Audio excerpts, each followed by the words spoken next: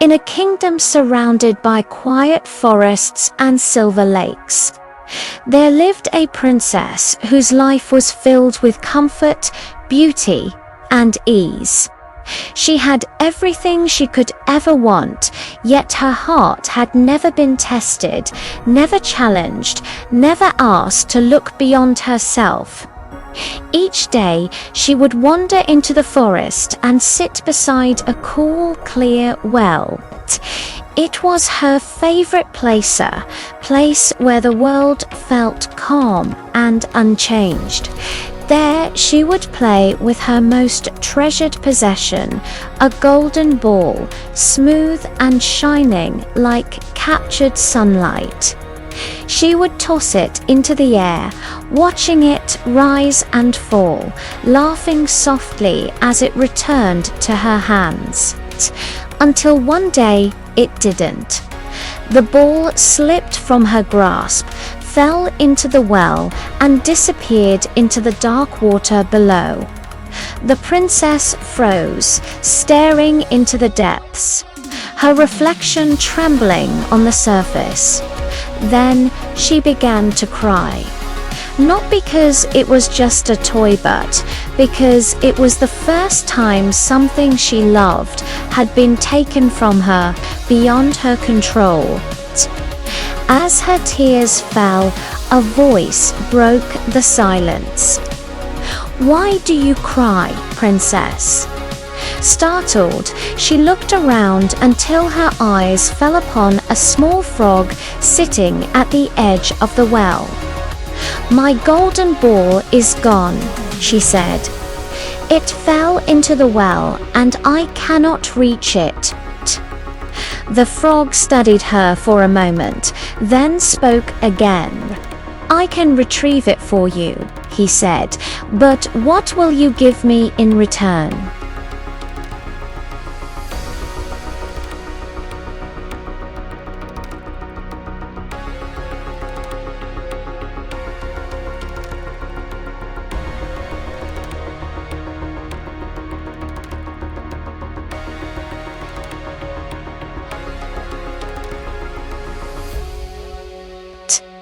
"Let me sit beside you, eat from your table, and be part of your life." Beside a mossy stone well, the princess watched her golden ball sink into the deep, dark water. "I promise. Just please bring it back to me." The frog dived deep and soon returned, the glistening treasure held firmly in his mouth. Relieved, she grabbed the ball and ran toward the castle, leaving her promise behind. That evening, as the royal family gathered to dine, a soft tapping echoed at the door. "I have come for what was promised, princess." She looked away in distaste, but the king's gaze was stern and unyielding. A promise must be kept, no matter how small it may seem. With a heavy heart, she allowed the visitor to sit beside her plate. In the days that followed, the frog accompanied her everywhere, from the gardens to the library. Slowly, her disgust faded into curiosity as she noticed his quiet wisdom and gentle gaze.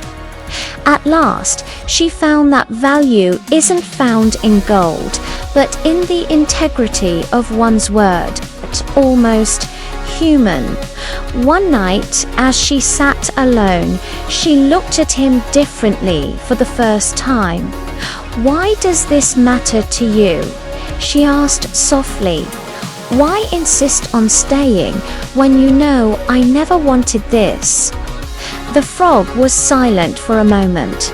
"Because I was once someone who understood what it meant to be seen only for what I appeared to be. And I lost more than I can explain because of it."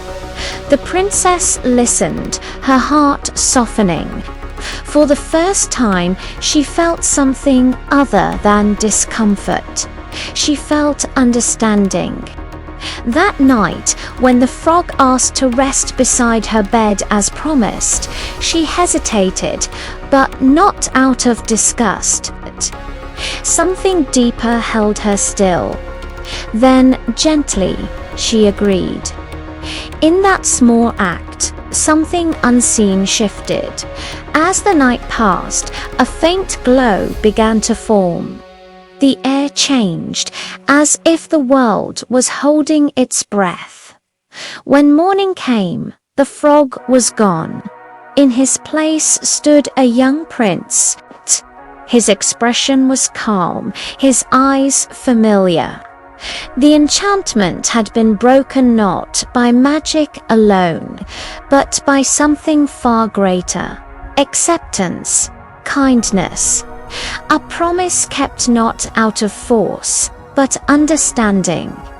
He told her the truth that he had been cursed until someone could see beyond his form and treat him with sincerity. The princess lowered her gaze. "I was not kind," she said softly. "But you learned," the prince replied. "And that is what freed me." In that moment, she realized how much she had changed. What felt unbearable had become a lesson she would never forget. The prince did not thank her as a hero. He saw her as someone who had grown. That what we see at first glance is rarely the whole story.